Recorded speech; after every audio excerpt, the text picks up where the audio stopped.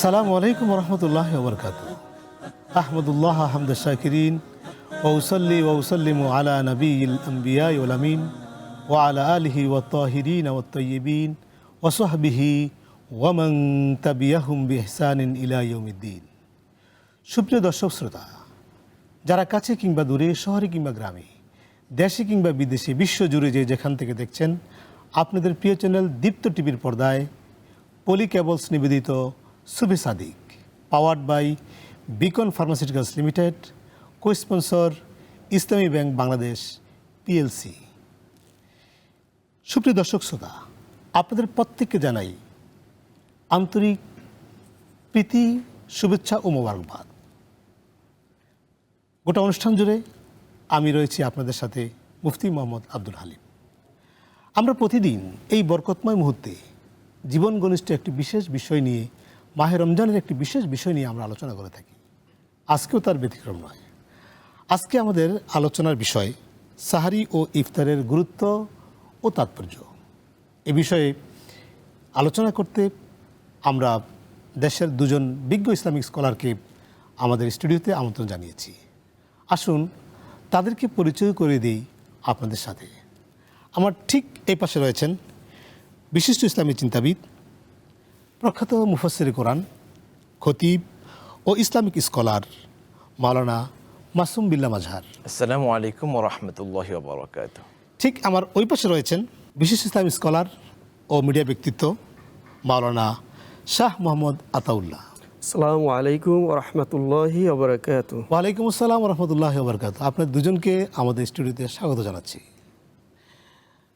আপনারা ইতিমধ্যে জেনেছেন যে আমাদের আজকের বিষয় সাহারি ও ইফতারের গুরুত্ব ও তাৎপর্য। শেখ, আমরা প্রথমেই আপনার কাছে জানতে চাইব, সাহারির বিষয়ে ইসলামী নির্দেশনা কতটুকু জোরালো?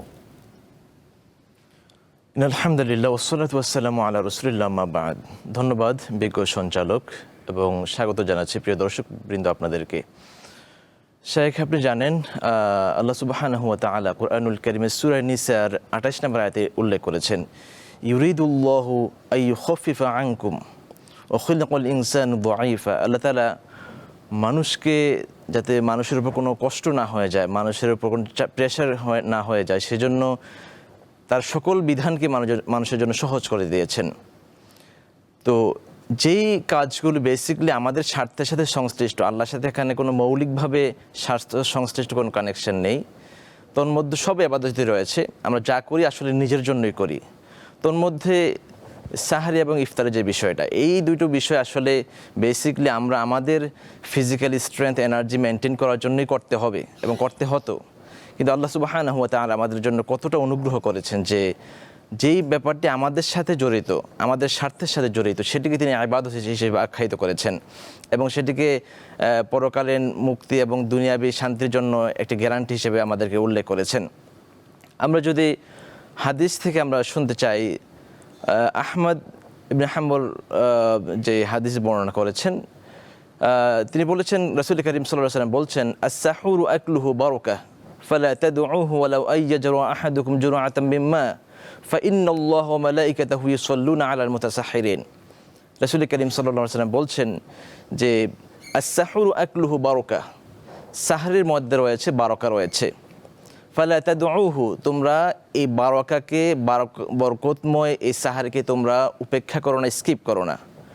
ওয়ালাউ আইয়াজরা আহাদুকুম জুরআতাম মিম্মা, যদিও তোমাদের যে কোনো ব্যস্ততার কারণে হোক, তোমাদের অলসতার কারণে হোক, যে কোনো মূল্যে যদি এমন অবস্থা হয় যে খাইতে মন চাচ্ছে না বা এরকম মুড কাজ করছে না, এক গ্লাস পানি পান করে হলেও, এক ঢোক পানি পান করে হলেও তোমরা সেই বারকা থেকে বঞ্চিত হইও না। কেন? ফাইন্নাল্লাহা ওয়া মালাইকাতাহু ইউসাল্লুনা আলাল মুতাসাহহিরিন, কেননা স্বয়ং আল্লাহ রাব্বুল আলামিন এবং তার ফেরেশতাকুল ওই যিনি সাহারি বক্ষণ করছেন তার জন্য দুরূদ পড়ছেন, তার জন্য দোয়া করছেন এবং রহমত বর্ষণ করছেন।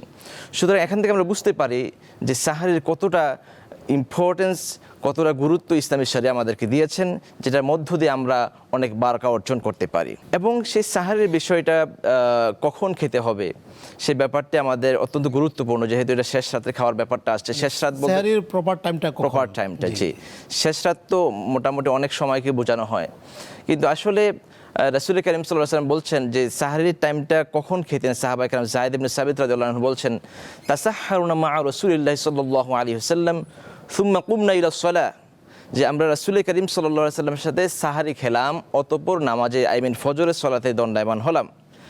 তো কুলতু কাম কানা কদরু মা বাইনাহুমা, ওই যায়েদ ইবনে সাবিতকে জিজ্ঞেস করা হয়েছে, হে যায়েদ ইবনে সাবিত, তোমরা যে রাসূল করিম সাল্লাল্লাহু আলাইহি ওয়াসাল্লামের সাথে সাহারি খেলে এবং ঠিক পরক্ষণেই তোমরা ফজরের সালাতে দাঁড়িয়ে গেলে, এই মাঝামাঝি সময়টা কতটুকু, ব্রেকটা কতটুকু ছিল?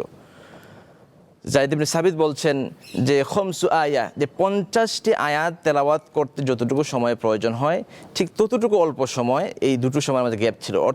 অর্থাৎ আমরা বুঝতে পেরেছি যে খুব কম সময় এখানে গ্যাপ ছিল। কারণ রাসূল করিম সাল্লাল্লাহু আলাইহি ওয়াসাল্লাম বলছেন, ইন্না মা'আশারাল আম্বিয়া উমিরনা বিতা'জিলি ফিতরিনা ওয়া তা'খিরি সুহুরিনা। আল্লাহ রাসূল বলছেন, আমাদের রাসূলদেরকে আল্লাহ তাআলা স্বয়ং আদেশ করেছেন এই মর্মে যে যাতে আমরা বিলম্ব করে সাহারি খাই, মানে শেষ সময় সাহারি খাই, এবং আর্লি আমরা ইফতার করি। সুতরাং আল্লাহ আমাদেরকে কষ্ট দেওয়া মুখ্য উদ্দেশ্য নয়, আল্লাহর মুখ্য উদ্দেশ্য হচ্ছে আমরা আল্লাহর বিধানকে প্রপারলি ফলো করছি কিনা। শেখ, আপনাকে অসংখ্য ধন্যবাদ। আপনি অত্যন্ত চমৎকার করে খুবই তাত্ত্বিক আলোচনায় পেশ করছিলেন। আমরা আবারও আপনার কাছে আসবো। আমরা যাচ্ছি শেখের কাছে। শেখ, আমরা এ পর্যায়ে আমরা আপনার কাছে প্রশ্ন রাখছি যে আল্লাহ নবী বিশ্বনবী মুহাম্মদ রাসূলুল্লাহ সাল্লাল্লাহু আলাইহি ওয়াসাল্লাম তিনি কীভাবে সাহারি করতেন? হুজুর আকরাম সাল্লাল্লাহু আলাইহি ওয়াসাল্লাম ইরশাদ করেন, তাসাহারু ফাইন্না সাহর বারাকাতান, যে তোমরা সাহারি করো, কারণ সাহারির ভিতরে বরকত রয়েছে। সুতরাং এই সাহারি করার অনেক উপকারিতা রয়েছে। হুজুর আকরাম সাল্লাল্লাহু আলাইহি ওয়াসাল্লাম দেখবেন সারা বছরের একটা রুটিন ছিল যে তিনি সারা রাত কিন্তু জাগতেন না। তিনি রাতের বেলা খাবার খেয়ে তাড়াতাড়ি ঘুমিয়ে যেতেন এবং রাতে উঠে কিয়ামুল লাইল করতেন। কিন্তু এই যে কিয়ামুল লাইল করতেন, কিন্তু রমজানের ব্যাপারে কিন্তু আরও কিন্তু সে কোমর বেঁধে ইবাদত বন্দেগী করতেন। কারণ কি, বান্দাদের উৎসাহ দেওয়ার জন্য, উম্মতে মুহাম্মাদের উৎসাহ দেওয়ার জন্য। সুতরাং আমাদেরকে এই সাহারি খাওয়ার অনেক উপকারিতাও রয়েছে। কারণ আমরা কিয়ামুল লাইল করব, আল্লাহর কাছে দোয়া করব, ইস্তেগফার করব, তওবা করব, আল্লাহর কাছে পানা চাইব। রব্বানা জালামনা আনফুসানা ওয়া ইল্লাম তাগফির লানা ওয়া তারহামনা লানাকুনান্না মিনাল খাসিরিন, এভাবে আমরা আল্লাহর কাছে মাপ চাইব। তা এরপরে আমরা খাবার দাবার খাবো। যে যায়েদ ইবনে সাবিত রাদিয়াল্লাহু তাআলা আনহু বলেন যে আমি হুজুর আকরাম সাল্লাল্লাহু আলাইহি সাল্লামকে দেখেছি যে খাবার খাওয়ার পরই যে রোজা সালাতের জন্য দাঁড়িয়ে যেতেন। তার মানে কি, এই দুই সময়ের মধ্যবর্তী আপনার যে 15 থেকে 20 মিনিটের সময় লাগতো, মানে 50 থেকে 60 আয়াত সমপরিমাণ সময় লাগতো। তাহলে আমাদের বুঝতে হবে যে আমরা সাহারিটা একটু লেট করে খাবো, কারণ আল্লাহ রাসূল সাল্লাল্লাহু আলাইহি সাল্লাম এটাই আমাদেরকে শিক্ষা দিয়েছেন। সুতরাং এটা যা কিছুই করছে স্বয়ং রব্বুল আলামিন সব কিছু আমাদের বান্দাদের জন্য মঙ্গলের জন্য করেছেন, সহজ করে দিয়েছেন। শেখ, কেউ আছে যে সাহারি খায় না, খেতে চায় না, তাদের রোজা হবে কিনা? অবশ্যই রোজা হবে, কিন্তু সাহারি খাওয়া হচ্ছে সুন্নতে রাসূল সাল্লাল্লাহু আলাইহি সাল্লাম।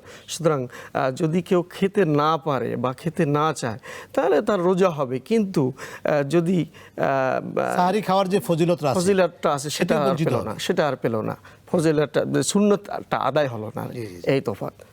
এ পর্যায়ে ইফতারের গুরুত্ব এবং ফজিলত নিয়ে আমরা কিছু শুনতে যাচ্ছি আপনার কাছে। জি, ধন্যবাদ। খুবই প্রাসঙ্গিক প্রশ্ন।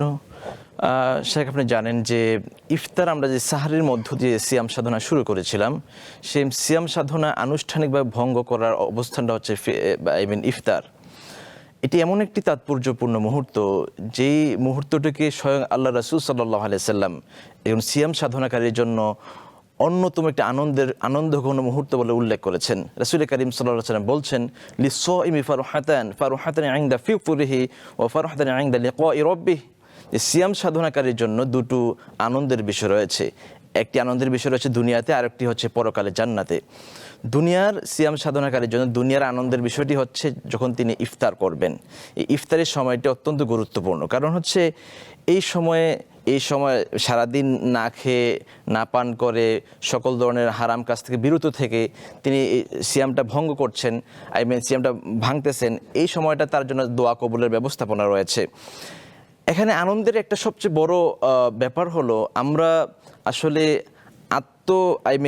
চাহিদা যেটা আমাদের, শুধু নিজে সেলফ ইন্টারেস্ট যেটা, সেটার মধ্য দিয়ে কিন্তু প্রকৃত মানুষ তার মধ্যে আনন্দ বয়া আসে না।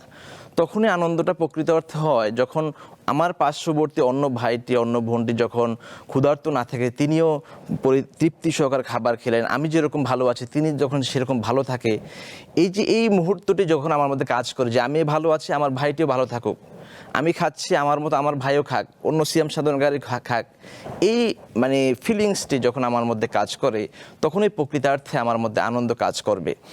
এজন্য রাসূল করিম সাল্লাল্লাহু আলাইহি ওয়াসাল্লাম অত্যন্ত চমৎকারভাবে বলেছেন যে আমরা তো নিজে ইফতার করবই, আমাদের এই আনন্দটিকে পরিপূর্ণতা দেওয়ার স্বার্থে আমাদেরকে অন্যদেরকে ইফতার করাতে হবে, এবং সেটি করালে কত বেশি আমাদের জন্য ফজিলত রয়েছে সেই কথাটি আল্লাহ রাসূল বাদ দেননি। রাসূল করিম সাল্লাল্লাহু আলাইহি ওয়াসাল্লাম বলছেন, মান ফাত্তারা সাইমান কানা লাহু মিসলু আজরিহি গায়রু আন্নাহু লা ইয়ানকুসু মিন আজরি সাইমি শাইআন। রাসূল করিম সাল্লাল্লাহু আলাইহি ওয়াসাল্লাম বলছেন যে ব্যক্তি অপর ভাইকে ইফতার করাবে, তিনি ইফতার করিয়ে ওই ভাই সিয়াম সাধনা করে যতটুকু সওয়াব অর্জন করেছেন, পরিপূর্ণ একটি সিয়াম সাধনা করলে, একটি রোজা রাখলে যে সওয়াব হবে, ওই ভাই সারাদিন রেখে যে সওয়াব অর্জন করেছেন, আমি যদি ওই ভাইকে, ওই সিয়াম সাধনাকারীকে ইফতার করাই তাহলে সমপরিমাণ একটা পরিপূর্ণ রোজার সওয়াব আমি পেয়ে যাব। সুবহানাল্লাহ। এতে করে ওই সিয়াম সাধনাকারীর সিয়াম থেকে কোনো সওয়াব কর্তন করা হবে না। ইভেন এক্ষেত্রে এই যে ইফতার করাবে সেটা কি দিয়ে ইফতার করাবে, সেখানে কি অনেক কিছু থাকতে হবে নাকি? শিওর, এটা কি আমি বলছি এইখানে একটা সম্পূরক কথা আমি বলে রাখি, সেটা হচ্ছে যদি আনফরচুনেটলি যাকে আমি ইফতার করাচ্ছি যদি তার সিয়াম সাধনা কোনো কারণে, তার কোনো মিস্টেকের কারণে নাও কবুল হয়, তাতেও আমার কোনো যায় আসে না, আমি কিন্তু পরিপূর্ণ একটি সিয়াম সাধনার সওয়াব পেয়ে যাব। দুই নম্বর, আপনি যেই সম্পূরক প্রশ্ন করেছেন যে কি দিয়ে ইফতার করাবো, আমার যতটুকু সামর্থ্য আছে আমি তাই দিয়ে তাকে ইফতার করবো। আপনি জানেন যে ইসলামী শরীয়তে একটি আমাদের ম্যানার আছে যে দুজনের খাবার, একজনের খাবার দুজনে ভাগ করে খেতে পারে, দুজনের খাবার তিনজনে ভাগ করে খেতে পারে। আমি যেটা দিয়ে ইফতার করছি, আমার যতটুকু ক্যাপাসিটি আছে, আমার যতটুকু ইকোনমিক সলভেন্সি আছে, সেটা অনুযায়ী আমি তাকে আপ্যায়ন করব, তাহলে যথেষ্ট হবে। আমার সাধ্যের বাহিরে আল্লাহ তাআলা আমার উপরে কিছু চাপিয়ে দেননি। ধন্যবাদ আপনাকে, আপনি অত্যন্ত চমৎকার বলছিলেন। শেখ, এ পর্যায়ে আমরা যাব আপনার কাছে এই বিষয়টা যে ইফতারের গুরুত্ব এবং ফজিলত আপনি একটু যদি বলতেন। ধন্যবাদ প্রিয় উপস্থাপক। আসলে এই ইফতারের তাৎপর্য রয়েছে অনেক, কিন্তু আসলে আমরা এই যে তাৎপর্য পাওয়া সত্ত্বেও আমাদের তাৎপর্যটা বর্তমান ব্যবস্থায় আমরা হারাই ফেলাই। যে ইফতারের পূর্ব মুহূর্তে আপনি জানেন যে হুজুর আকরাম সাল্লাল্লাহু আলাইহি সাল্লাম ইরশাদ করেন যে তিনজন ব্যক্তির দোয়া আল্লাহর দরবারে কবুল হয়, যে ন্যায়পরায়ণ শাসক, মজলুম ব্যক্তি এবং রোজাদার ব্যক্তি। দেখেন সারাদিন আমরা রোজা থাকি, রোজা থাকার পরে আমরা অনাহার আমরা আল্লাহর ভয়ে আমরা কিছু খাই না। কারণ কি, আমরা পরকালে মুক্তির আশায়, যে পরকালে যেন আমরা জান্নাতবাসী হতে পারি, সেই আশায় আমরা রোজা থাকি, আল্লাহর ভয়ে ক্রন্দন করি। যদি এই সহি ইখলাসে, এই নিয়তে যদি কেউ রোজা থাকে যে আল্লাহ তাআলাকে ভয় করে, তখন যদি সে দোয়া করে আল্লাহর দরবারে, সঙ্গে সঙ্গে আল্লাহর দরবারে কবুল হয়ে যায়। গুফিরা লাহু মা তাকাদ্দামা মিন জামবি, মান সামা রমাদান ঈমানান গুফিরা লাহু মা তাকাদ্দামা মিন জামবি। তো শায়েখ, আমি বলতে চাই এটা যে এখন দেখেন বর্তমানে অনেক ইফতার পার্টি হচ্ছে, বিভিন্ন জায়গায় ইফতার পার্টি হচ্ছে, সেটাকে দেখবেন সোশ্যাল মিডিয়ায় ছড়াই দেওয়া হচ্ছে যে আসলে যে আপনার অধীনস্থ পাড়া প্রতিবেশীদের সওয়াবের আশায় রোজার ইফতারি করানো হচ্ছে, কিন্তু সে যে রোজার যে তাৎপর্যটা, সেখান থেকে সে কিন্তু বেরিয়ে গেল এবং আল্লাহর অসন্তুষ্টি হলো, এবং তার রোজা এই যে ইফতারিটা যেগুলো সেটা দুনিয়াবির জন্য হলো, এটা কোনো কাজে হলো না। এজন্য আমাদের ইখলাসের সহিত এবং অন্যকে ইফতারি করানো উচিত, এবং সেটা একটা খাজুরের বিষয় না, লোক দেখানো না, লোক দেখানো একেবারে ইখলাসের সাথে।